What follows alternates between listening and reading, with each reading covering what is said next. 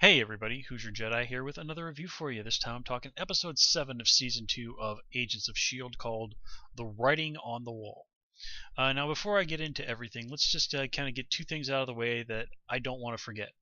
The first of all, I love that the Sky mentioned having a hacker friend with a thing for crime scene photos who goes by the name of Micro.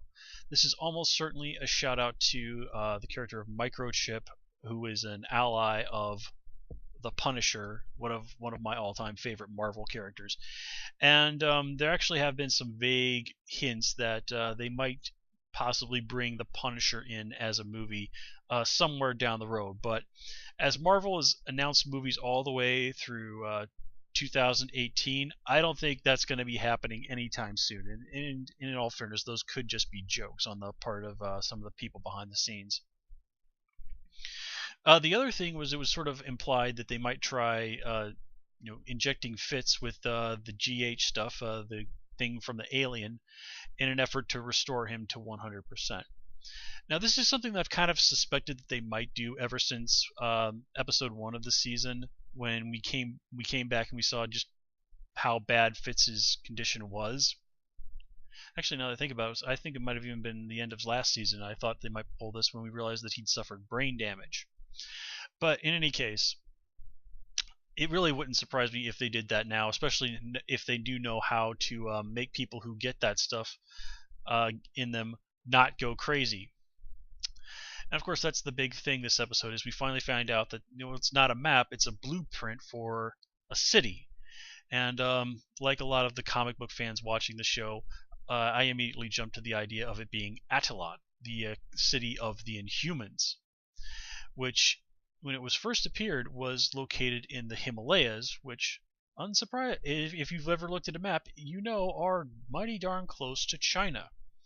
Now, because this is comics, Attilan has actually changed locations a couple of times. It's been on the moon, and is in the comics currently floating in the sky just off the coast of New York City, or the East River, or something like that. Anyway, so I have a feeling that's probably what it is that's going on here. I mean, just nothing else in the lore of the comics really makes sense like Attilan. The only real head scratcher on this one really is that they've announced an Inhumans movie for 2018 with Vin Diesel as an often mentioned candidate for the role of Black Bolt, King of the Inhumans. Now, I can understand them sort of maybe opening the door a little bit here on Agents of S.H.I.E.L.D., but the idea of them going to Attilan before the movie comes out, that just really doesn't quite make sense.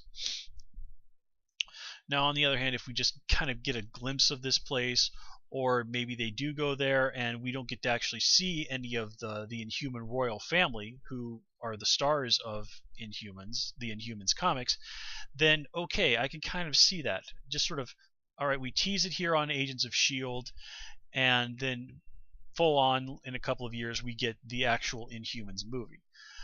I mean, it's doable, but they're really going to have a heck of a good plan if they're going to pull this off. But to be completely fair, Marvel has certainly made their missteps, but for the most part, they've done really, really well with their cinematic universe and having a plan for all of it. So for the moment, I'm just going to have faith that Marvel knows what they're doing. And of course, here we kind of get to see Coulson de-crazified. We get to see that Tahiti was even more horrible than we had previously imagined. And honestly, that's kind of really it to say about all of that stuff.